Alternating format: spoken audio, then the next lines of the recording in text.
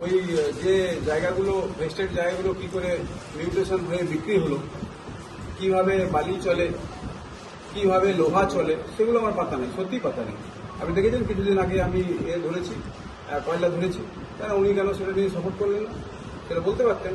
আপনার কাছে কনক্রিট কিছু আছে বলার এখন কেন নির্বাচনের শেষ মুহূর্ত? কংক্রিট বলতে দেখুন, আমি যেগুলো বলেছিলাম সেগুলো আমি অনেক বক্তব্য এগুলো আমি রিভাইজ করে দিলাম। এখন কনক্রিট কিছু আছে তো বলুন। কংক্রিট মানে এভিডেন্স আছে? কিসের এভিডেন্স? কনক্রিট কিছু আছে বলুন। না, কিসের এভিডেন্স বলুন? কোনটা, কোন সাবজেক্ট? এটা বলছেন আপনি ওনার চরিত্রের ব্যাপারে বলছেন। সেটা আমি 23 তারিখে প্রকাশ করবো, বললাম তো। সেটা 23 তারিখে আমি আগের দিনই বলেছি না, আমি আগের দিনও প্রেসে সেটা বলেছি যে এটা ইলেকশন লয়ের এগেনস্টে, কারো ব্যক্তিগত কুৎসা রটানো ইলেকশন লয়ের এগেনস্টে। তো সেটা ইলেকশন লকে ভায়োলেট করবো। আমি তো উকিল, ইলেকশন ল ভায়োলেট করে কিছু করা যাবে। উনি যেটা করেছেন ইলেকশন কমপ্লেন নিশ্চয়ই করেছে। কে বললো? ওনাকে সেন্সার করেছে, ওনাকে সেন্সার করেছে ইলেকশন কমিশন থেকে। ফেসবুকে দেখে নিন, সব ফেসবুক ঘুরছে। তো এইসব বিষয়গুলো আছে। আমি রানীগঞ্জবাসীর কাছে একটা কথা বলবো যে আপনারা ভেবেচিন্তে ভোট দেন, সকাল সকাল ভোট দেন, ভারতীয় জনতা পার্টিকে জেতান। পশ্চিমবঙ্গে এবারে বিজেপি সরকার আসছে, আর তৃণমূলকে 15 বছর আপনারা দেখে নিয়েছেন, আর তৃণমূলে এবারে বিদায় বেলা, তার জন্য ওনারা ভুলভাল বলছেন। 10,000 টাকা নাকি পুজোর সময় দেবেন, নোটিফিকেশন করে দেখাক। পুজোর সময় 10,000 টাকা উনি যে বলছেন মমতা ব্যানার্জি, আর কালেও বলেছি আমি, তো নোটিফিকেশন কোথায়? মানুষকে বিভ্রান্ত ছড়াচ্ছে 10,000 টাকা দেবো বলে। এটা ইলেকশন লয়ের এগেনস্টে কাজ করছে। এখানে যে 5টা রেপ হলো, যে ভদ্রলোক রেপ করেছে সে হচ্ছে তৃণমূলের টিচার্স সেলের পোস্ট হোল্ডার। আমি প্রমাণ দেবো তার। টিচার্স সেলের পোস্ট হোল্ডার রেপ হলো কোথায়? স্কুলের মধ্যে। কাদেরকে করলো? 3 জন বাউরি, 2 জন হাড়ি। এবং এদের বয়স কত? বয়স হচ্ছে 8, 9, 10। তাদের ভিডিওগ্রাফি হয়েছে, তাদের মেডিকেল হয়েছে, তাদের স্টেটমেন্ট নেওয়া হয়েছে, এবং তারা গোপন জবানবন্দি পর্যন্ত ম্যাজিস্ট্রেটের কাছে আসানসোল কোর্টে দিয়ে এসছে। তার বিরুদ্ধে কোনো কিছু ওনারা কেন বলছেন না? আর যে লোকটি করেছে, কোথায় করেছে? সেটা সরকারি স্কুলে করেছে। এটা ঘৃণিত সরকার, এদের লজ্জা লাগা উচিত। এরা বাউরি কমিউনিটি, হাড়ি কমিউনিটি বেছে বেছে কি না, এরা এতই মার্জিনাল ক্লাস থেকে বিলং করে, এরা সাহস করবে না কমপ্লেন করার জন্য। তো এটার বিরুদ্ধে কেন গর্জে উঠল না? এটার বিরুদ্ধে কেন ওনারা কিছু বললেন না? কেন ওরা আসেননি? আমি যখন এফআইআর করলাম, এফআইআর করার জন্য 5 মিনিট আগে এসে নাটক করে গেলেন। আমি তো বলেছিলাম যে এফআইআরটাকে দেখাও, আমি যে এফআইআরটা ওদেরকে সাহায্য করেছি, যেহেতু আমি এফআইআর করেছেন। উনি ঠিক আছেন কিনা বেঠিক আছেন, পড়ে শোনার সবাই গেছে। भारतीय जनता पार्टी की जीत उन्होंने पूरा देश में जो किया है, टीएमसी का करप्शन और मानुष का मतलब वोटर का ऊपर टॉर्चर। आप लोग जानते हैं 2021 में क्या किया, 2018 में क्या किया पंचायत इलेक्शन में। तो आदमी का ऊपर, वोटर का ऊपर टॉर्चर और टीएमसी का दुर्नीति और मोदी सरकार उन्नयन। देखिए, हम लोग का सिंबल से वोट होता है, वो सिंबल का स्टार है नरेंद्र मोदी, और जो मेरा व्यक्तिगत वोट है वो भी ऐड होगा। तो अल्टीमेटली जीत होगा भारतीय जनता पार्टी का, नरेंद्र मोदी जी का नेतृत्व। স্যার, রানীগঞ্জ শহরের উন্নতির স্বার্থে অনেক কিছু প্রজেক্ট নিয়ে আপনি কথা বললেন, মানে পুরনো মর্যাদা মহকুমা ছিল, কিন্তু কিছু কয়েক মাস আগে যে দুর্গাপুরের প্রশাসনিক একটা বৈঠক ছিল, সেই বৈঠকে এখানে মাননীয় বলে গেছিলেন একটা পিডব্লিউডি জমি অ্যালার্ট করেছিলেন রানীগঞ্জের জনসাধারণের সুবিধার্থে, যাতে ভিড় না লাগে, পার্কিংয়ের ব্যবস্থা। সেই পার্কিংয়ের কাঠামো কিন্তু এখনো পর্যন্ত পুরোপুরি হয়ে উঠতে পারেনি। সেই বিষয়টা কি বলতে হবে? আপনারা কি করেছেন সেটা 4 তারিখের পরে আপনারা প্রকাশ পেয়ে যাবেন। কেন সরকার যখন চলে, সব জিনিসকে সব ডকুমেন্ট আমরা জানেন তো, যে এডিডিএ পুড়ে গেল হঠাৎ করে, গোটা এডিডিএ বিল্ডিং আঙুল লেগে গেল। ওটা এডিডিকে যতপ্রিয় কি ওটা এডিডিএ বিল্ডিংটা এত সুন্দর একটা কংক্রিট বিল্ডিং, যেটা সিপিএম আমলে তৈরি হয়েছিল, সেটা আগুন লেগে যাওয়ার কোনো কারণ আছে? খড়ের ঘর ছিল নাকি? আগুন লেগে গেল হঠাৎ করে। তো এই অনেক রহস্য আছে, এগুলো সব আস্তে আস্তে প্রকাশিত হবে, চিন্তা করবেন না। একদম সব হবে, বদলা হবে, আর বদল হবে। ঠিক। আজকের বিষয় নিয়ে প্রেস কনফারেন্স করছেন। দেখে আপনারা জানেন আজকে হচ্ছে আমাদের লাস্ট প্রচার। আমাদের মাননীয় রেখা গুপ্তা যে এসেছিলেন, অন্ডালে রোড শো করেছেন, তো ওনাকেও সি অফ করে আমি এখানে এলাম যে মানুষকে তো কিছু লাস্ট মুভমেন্টে কিছু বলা উচিত, যে আমি কেন ভোট চাইছি, কেন বিজেপিকে মানুষ ভোট দেবে, কেন রানীগঞ্জের বাসী এখানে টিএমসিকে ভোট দেবে না। আপনারা জানেন যে রানীগঞ্জে গত দুদিন আগে মাননীয় কয়লামন্ত্রী এসেছিলেন। কয়লামন্ত্রী এসে যে রানীগঞ্জবাসীর যে একটা ক্ল্যারিটির যে অভাব ছিল, যেটা ভেবেছিল যে যারা ভোটার ছিল যে এখান থেকে রানীগঞ্জ উঠে যাবে, বা মহাবীর উঠে যাবে বা এখানকার মানুষরা যে ওসিপি হচ্ছে তার জন্য এফেক্টেড হবে, সেটা ক্লারিফিকেশন আপনারা সবাই জানেন, এখানকার সাধারণ মানুষও জানে যে ওটা ক্লারিফিকেশন অলরেডি উনি মাননীয় প্রধানমন্ত্রী দিয়ে গিয়েছেন এবং সেখানে আশ্বস্ত করেছেন যে এখানে উঠে যাওয়ার কোনো প্রশ্নই নেই। ইসিএল বা কোল ইন্ডিয়ার তরফ থেকে এমন কোনো কার্যক্রম করা হবে না যাতে রানীগঞ্জের কোনো রকম বাসিন্দাদের কোনো রকম সমস্যা হয়। এরপরে আমি যখন আগে আপনাকে বলেছিলাম যে এটাকে আমি এক সাব ডিভিশন করতে চাই, রানীগঞ্জ, অন্ডাল এবং বিস্তীর্ণ একটা অঞ্চলকে নিয়ে রানীগঞ্জ নাম হবে তার, সেই সাব ডিভিশনের নাম হবে রানীগঞ্জ। সেটা আমরা গভর্নমেন্টের আশা করে নিশ্চয়ই আমি চেষ্টা করব। আর চেষ্টা শুধু নয়, করিয়ে ছাড়বো। প্লাস হচ্ছে এই যে আমাদের মিউনিসিপ্যালিটি আছে, সেই মিউনিসিপ্যালিটিকে যেটা আলাদা করার কথা আমি বলেছিলাম সেটাকে আলাদা করবো। আর সেখানে একটা ভালো চেহারা আসবে, শেখ সাজেদার মতন লোক ওখানে চেয়ারম্যান হবে না। সেটা আপনারাও জানেন যে তৃণমূলে উনি ছাড়াও অনেক কাউন্সিলর আছে যারা ওনার থেকে যোগ্যতা তাদের বেশি, তাদেরকেও পার্টি পছন্দ করতে পারতো বা তাদেরকেও তৃণমূল থেকে নমিনেট করতে পারতো বড় চেয়ারম্যান বলে, সেটা করেনি। আমাদের যে রাজাবাঁধ যেটা আছে সেটা রেস্টোর করব।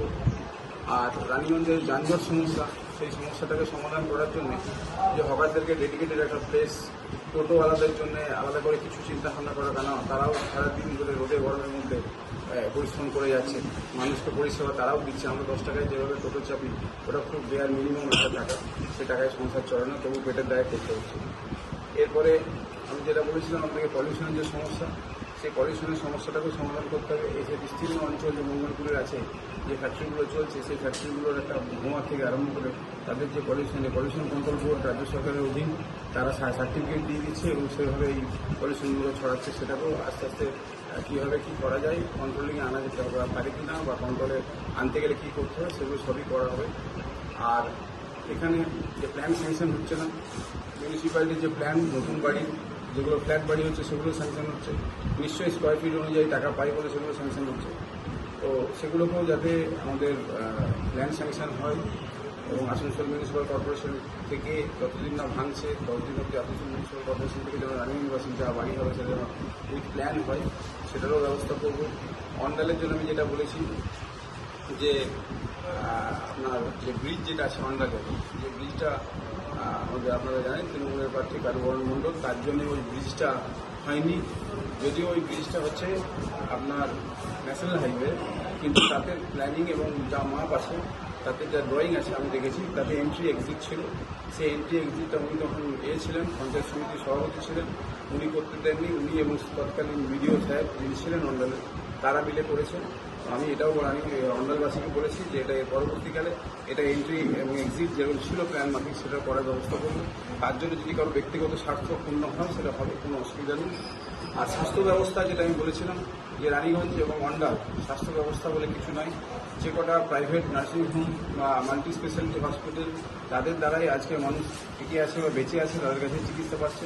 চিকিৎসা ব্যবস্থা, স্কুল থেকে আরম্ভ করে কলেজ, ভালো কলেজ এবং ভালো স্কুল, আর আপনার এটা আপনার এডুকেশনের যে নানা রকম যে আমাদের এখন তো এডুকেশন বলতে শুধু জেনারেল এডুকেশনের মধ্যে সীমাবদ্ধ না, এডুকেশনের অনেক রকম যে পার্ট আছে, সেই পার্টগুলো যাতে পরবর্তীকালে এগুলি চালু করা যায় বা বিভিন্ন কোর্স যাতে চালু করা যায়, যাতে প্রাইভেট জায়গাতে মানুষকে বিভিন্ন কোর্স পড়ার জন্য না যেতে হয়, সরকারি জায়গা থেকে হয়, সেরকম ব্যবস্থাও করবে। আর দেখছিলাম আপনাদের যে কালুবাবু বলেছেন যে আমি শরীর ফিট আছি, আমি আমার সঙ্গে চাইলেও 15 কিলোমিটার হাঁটতে পারে। আপনারা জানেন রামনবমীর দিনে ওনার সাথে একটুখানি হেঁটেছিলাম, তো তাতে আমি দেখেছি যা মানে গায়ের গন্ধ, চামড়ার গন্ধ, তাতে আমার সাথে হাঁটার মতন কোনো মানসিকতা নেই। মানে একটা বিচ্ছিরি টাইপের লোক, সেই লোকের সঙ্গে হেঁটে আমি আমার মান সম্মান নষ্ট করতে চাই না। আমি ওনাকে চ্যালেঞ্জ করেছিলাম, উনি সেটা অ্যাকসেপ্ট করলেন না, যে একটা ওপেন মঞ্চ হোক, সেই মঞ্চে সাবজেক্ট বলবেন উনি এবং সেখানে তর্ক হবে বা বিতর্ক হবে, সেই সাবজেক্টে আমি রাজি আছি পার্টিসিপেট করতে এবং সেখানে যে জিতবে তাকে মানুষ ভোট দেবে। সেটা নিয়ে উনি কিছু বললেন না। আর উনি এমনই লোক যে আমি বলেছিলাম ওনার সেরিব্রাল অ্যাটাক হয়েছে, ওর ভাই সেটাকে ক্লারিফাই করে বলেছে না সেরিব্রাল অ্যাটাক হয়নি, ব্রেনের অপারেশন হয়েছে। কিন্তু আলটিমেটলি যেটা ব্রেনের অপারেশন যেটা, সেটা সেলিব্রিটি পার্ট। আর উনি সেটাকে বলেছেন আমার সেলিব্রিটি অ্যাটাক হয়নি, সেলিব্রিটি মানে সেলিব্রিটি অ্যাটাকটাকেও বলতে পারছেন সেলিব্রিটি। উনি নাকি পিএইচডি করেছেন এতে আপনার রাজনীতিতে, 8 পাস লোক রাজনীতিতে পিএইচডি করেছে। তার বাবা উকিল ছিল, ভাই ম্যাজিস্ট্রেট, আর মধ্যেখানটা ওই সেলিব্রিটির মানে হচ্ছে দূর মস্তিষ্ক বরাবরই প্রবলেম আছে। আর মানুষ বাই ইলেকশন চায় না, উনি যদি জিতেন বাই ইলেকশন হবে, মানুষ বাই ইলেকশন চায় না, তার জন্য মানুষ আমাকে অলরেডি প্রত্যাখ্যান করেছে এবং তৃণমূলের 60% লোক অলরেডি ওনার বিরুদ্ধে আছে, আগেও ছিল এখনও আছে। তো এইসব বিষয়গুলো আছে। এখন উনি বলেছেন আমি পিএইচডি করেছি রাজনীতি, তো আমি আগের দিনে কালকেও রিপ্রেস করে বলেছি যে পিএইচডি উনি করেছেন, পিএইচডির ফুল ফর্ম বলুক আর বানান লিখে দেবেন। আর এমএলএর বানান বলেছিলাম যে member of parliament, member of legislative assembly, সেটা উনি অভ্যাস করছেন, ওনারই লোকজন আমার বলছে যে উনি যদি কেউ আবার হঠাৎ করে কেউ ভোটের প্রচারে গিয়ে বলে দেয় যে মেম্বার অফ লেজিসলেটিভ অ্যাসেম্বলি বানানটা করে দেখান, তো ওটা নাকি উনি লেখালেখি করছিলেন। তো এইসব বিষয়গুলো আছে। ব্যক্তিগত কুৎসাও কিছু রটিয়েছিল। আমার মা বাবা নিয়েও অনেক কিছু কথা বলেছে। 2017 সালে আমার মা বাবা দুজনেই মারা যায়, মৃত মানুষকেও নিয়ে এসছে। তো এর যোগ্য জবাব সঠিক সময় আমি দেবো। তো ছাড়াছাড়ি কোনো সিন নেই। এবং ওনার যে ভিডিওগুলো আছে আমি কথা দিয়েছিলাম যে প্রকাশ করবো, সেটা 23 তারিখে ইলেকশন ওভার হয়ে যাওয়ার পরে ওনার যে ভালগার ভিডিও যেগুলো আছে সেগুলো আমি প্রকাশ করবো। কিন্তু আমি ওনার মতো নোংরা ক্যারেক্টার থেকে বিলং করি না, আর নোংরা ক্যারেক্টারের মধ্যে থাকি না।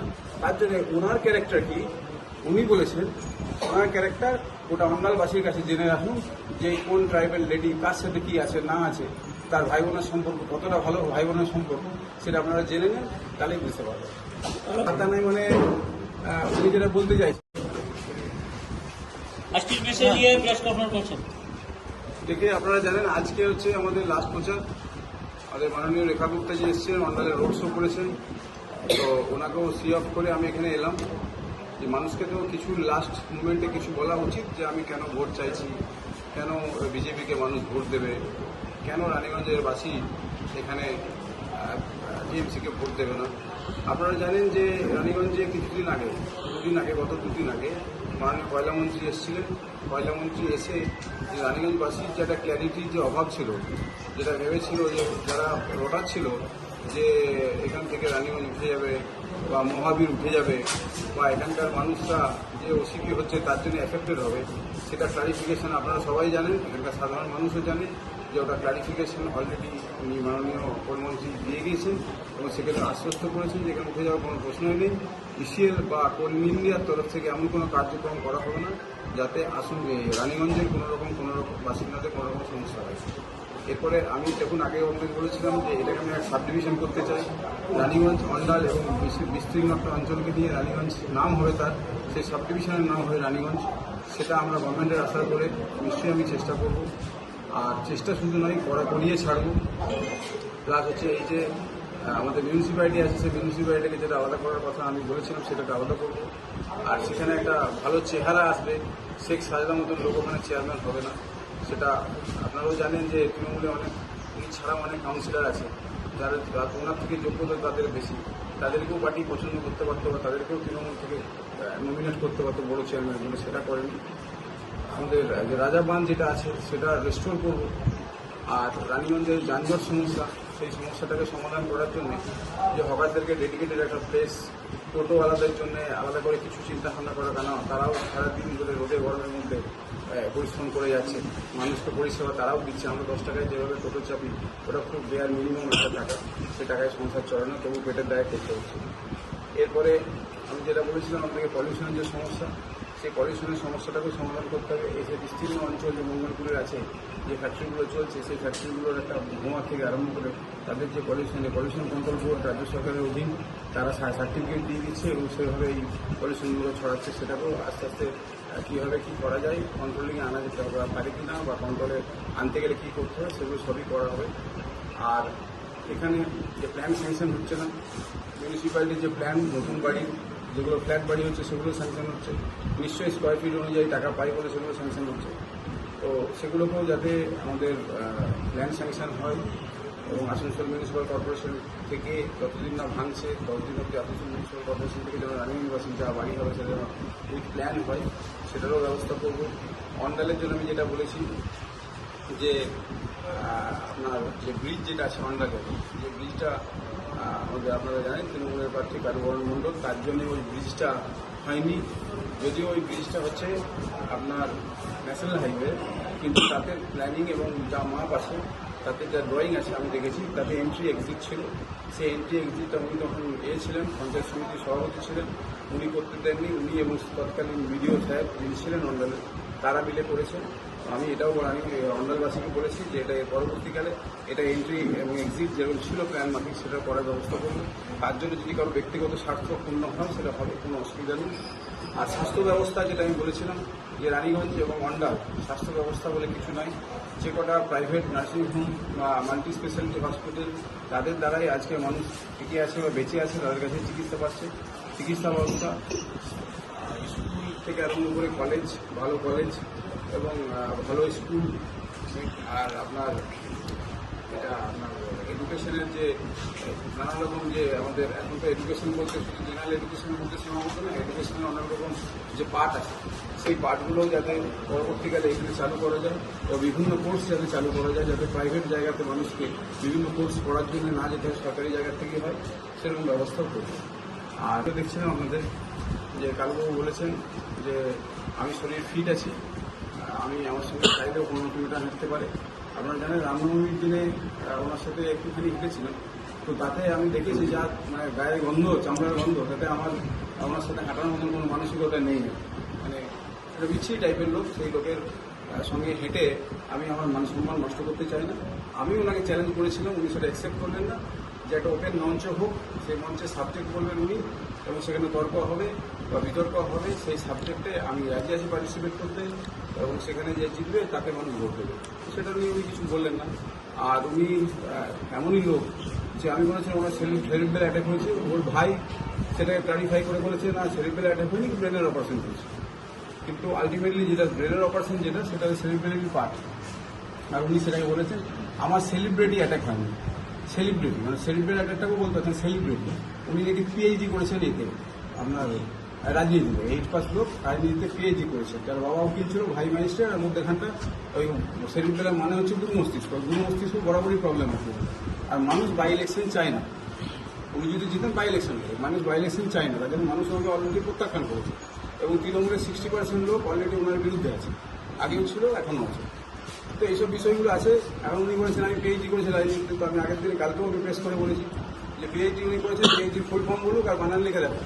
আর এমএলএ বানান বলেছিলাম যে member of parliament, member of legislative assembly, সেটা উনি অভ্যাস করছে না। সবাই লোকজন আমার বলছে যে উনি যদি কেউ আবার হঠাৎ করে কেউ ভোটের প্রচারে গিয়ে বলে দেয় যে মেম্বার অফ লেজিসলেটিভ অ্যাসেম্বলি বানানটা করে দেখান, তো ওটা নাকি উনি লেখালেখি করছিলেন। তো এইসব বিষয়গুলো আছে। ব্যক্তিগত কুৎসাও কিছু রটিয়েছিল। আমার মা বাবা নিয়েও অনেক কিছু কথা বলেছে। 2017 সালে আমার মা বাবা দুজনই মারা যায়, মৃত মানুষকেও নিয়ে এসছে। তো এর যোগ্য জবাব সঠিক সময় আমি দেবো। তো ছাড়াছাড়ি কোনো সিন নেই।